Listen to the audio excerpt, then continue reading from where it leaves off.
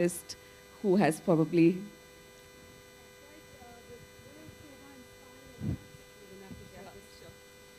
That's right. The Greh Shobha Inspire Awards for Folk Heritage Icon goes to Dr. Rani Jha for her lifelong dedication to reviving and innovating Madhubani art, particularly the intricate Kachni and Bharni styles.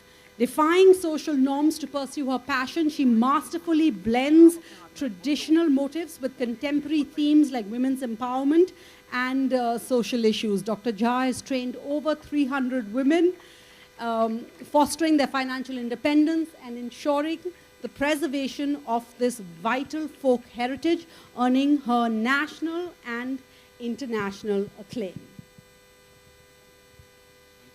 Rani Jha, a distinguished Madhubani artist and scholar, revived and innovated Madhubani art by incorporating contemporary themes and social issues. She has trained over 300 women, empowering them economically through art, and actively promotes cultural preservation by teaching traditional techniques. Rani Jha's work has expanded the scope of Madhubani art, giving voice to women and addressing social concerns. Her efforts have created economic opportunities for women, preserved cultural heritage, and brought international recognition to Mithila's artistic traditions.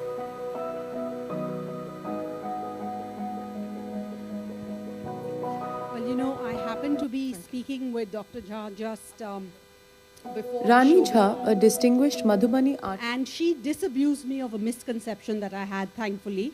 She clarified to me that in Madhubani art and in many other folk art, it's the women who preserve the art form and pass it down, pass on the legacy to the next generation. But why we're celebrating ma'am tonight, is Dr. Jha tonight, is because she has pushed the boundaries while doing this. I want to ask you, ma'am, firstly,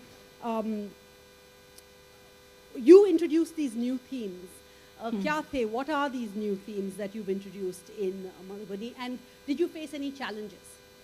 तो पूछ रहे हैं कि आपको कोई challenge हुई थी जब आपको ये नए themes Yes. जो आपने इंट्रोड्यूस की थी? सबसे पहले तो मैं ग्रीस शोभा की पूरी टीम को उनके जो अवार्ड्स हैं, इंस्पायर अवार्ड्स, उस श्रृंखला में मेरा भी नाम जोड़ने के लिए हृदय से मैं आभार व्यक्त करती हूँ। जी हाँ, ये मधुबनी चित्रकला जिसको आप लोग कहते हैं, हम लोग मिथिला पेंटिंग कहते हैं इसको, मधुबनी मिथिला चित्रकला, और तकरीबन 45 सालों से मैं कर रही हूँ। शुरुआती के दिनों में मैं केवल ट्रेडिशनल थीम्स ही बनाती थी। चूँकि मैंने आपको मालूम होगा कि हमारे मिथिला में परिवर्तन की जो हवा है वो देर से बहती है। जो भी चेंजेज आए वो हमारी मिथिला में बहुत धीमी गति से पहुंची थी। तो हमारी महिलाएं केवल रामायण महाभारत की जो कहानियां थी, उसके जो विषय होते थे, बस उसी को बनाती थी। मैं 45 सालों से कर रही हूँ। 2004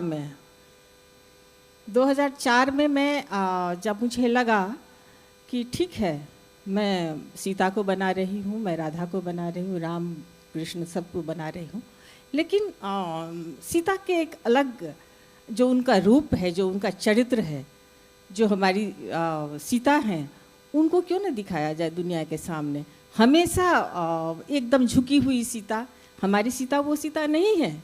तो फिर मैंने सुपर सीता बनाई, एक हाथ से शिव धनुष को उठाए हुए, और दुनिया ने देखा, अमेरिका में इसकी काफ़ी चर्चा हुई कि, और उसका नाम दिया गया सुपर सीता। बात पुरानी थी, उसको प्रस्तुत करने का मेरा जो ढंग था वो नया था।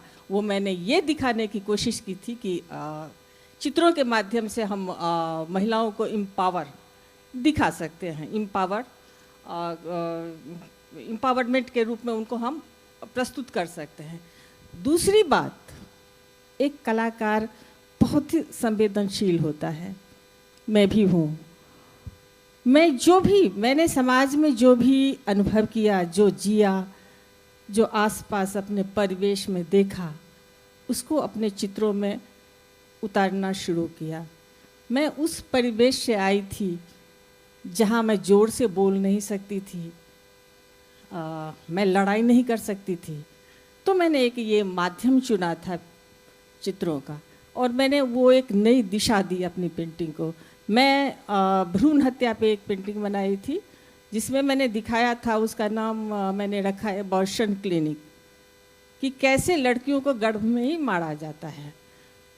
और इसी तरह जैसे अभी एक पेंटिंग इसमें मेरी आई है कि आफ्टर 2 डिकेड्स कैसे महिलाओं का जो व्यक्तित्व है या उसका जो व्यवहार है वो बदलता है। आपने देखा होगा कि जो पहले की महिलाएं थी इस साइड में थी, उसमें 7, 8, 9 बच्चे हैं। फिर 20 साल के बाद बच्चों की संख्या भी कम हुई है, महिलाओं की के जो घूंघट है वो भी थोड़ा छोटा हुआ है, उनकी ज्वेलरी भी कम हुई है। और फिर तीसरे में मैंने दिखाया है कि जो महिलाएं हैं, एक महिला है उसके पास 3 बच्चे हैं और उनकी साड़ी थोड़ी सरक गई है, वो थोड़ा आगे आई है मेरी तरह। और चौथे में मैंने दिखाया है कि वो मेन स्ट्रीम में शामिल हो गई है, वो एक बेटी है और उस एक बेटी के साथ वो कंसीडर कर रही है, नो प्रॉब्लम कि बेटा है कि बेटी है। तो इस तरह से मैंने उसके रंगों से भी मैं उसको दिखाने की कोशिश करती हूँ, मैं रंगों से खेलती हूँ। आपने देखा होगा कि उसके बैकग्राउंड में मैंने कलर्स जो भरे हैं, जहाँ हमें बस घूंघट में रहना है, हमें ज्वेलरी से लाद दिया गया है, हमारी एक सीमा है, तो हमें हमारे बैकग्राउंड में अंधेरा है। फिर थोड़ा हमने डेयर किया, हमने कदम आगे बढ़ाया तो थोड़ी रोशनी आई। फिर मैंने एक स्टेप लिया और फिर मैं कंफ्यूज हूँ कि मैं आगे जाऊँ या पीछे आऊँ, तो मेरा बैकग्राउंड थोड़ा फिर से डार्क हो गया। जब मैंने सोचा कि नहीं, मैं भी इस लायक हूँ कि मैं मेन स्ट्रीम में शामिल हो सकती हूँ, तो मेरा जो बैकग्राउंड है वो एकदम लाइट। तो इस तरह से मैं करती हूँ।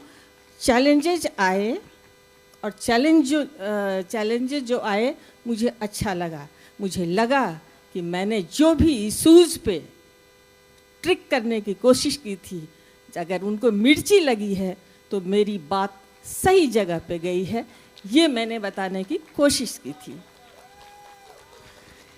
मैं थोड़ा सा, बहुत कम मौके हमें ऐसे मिलते हैं, तो मैं पहले क्या करती हूँ, मैं गीत लिखती हूँ खुद, उसको पहले कविता में ढालती हूँ शब्दों से, फिर उसका चित्र बनाती हूँ। अगर इजाज़त हो तो 2 लाइन में, बस 2 लाइन में सुना देती हूँ। जो मैंने भ्रूण हत्या पे बनाई थी पेंटिंग, वो पहले मैंने मंचों पे गा के लोगों को सुनाया था, थोड़ा सा उनको ये किया था कि आप थोड़ा सुनिए उसकी 2 लाइन। ये गीत है जो शादी में, लड़कियों की शादी में गाया जाता है, मिथिला का एक पारंपरिक गीत है। आगी लगाओ ओही नीच समाज में, वज्र खसे ओही देश यो, कुहकी का कान जत भ्रूण ही कन्या, ततय को ना कल्याण यो। उस देश में आग लगे, उस समाज पे वज्र गिरे जहाँ कोख में बेटियों को मारा जाता है।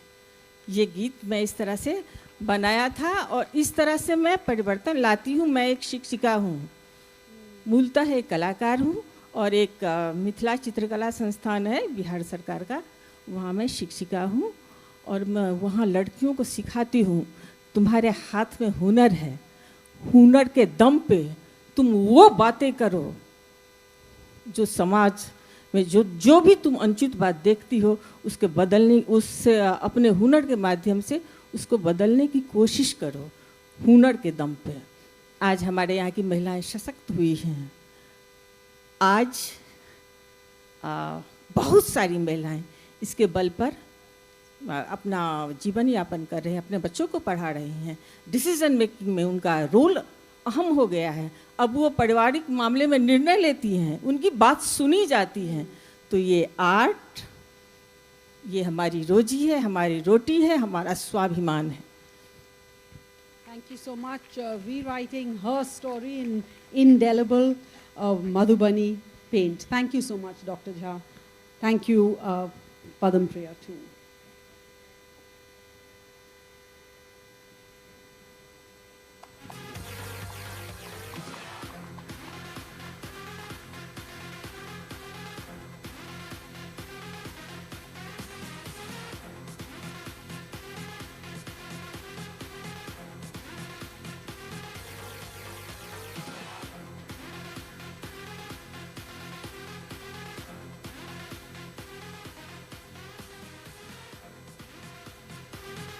All right, our next award celebrates women who have demonstrated exceptional talent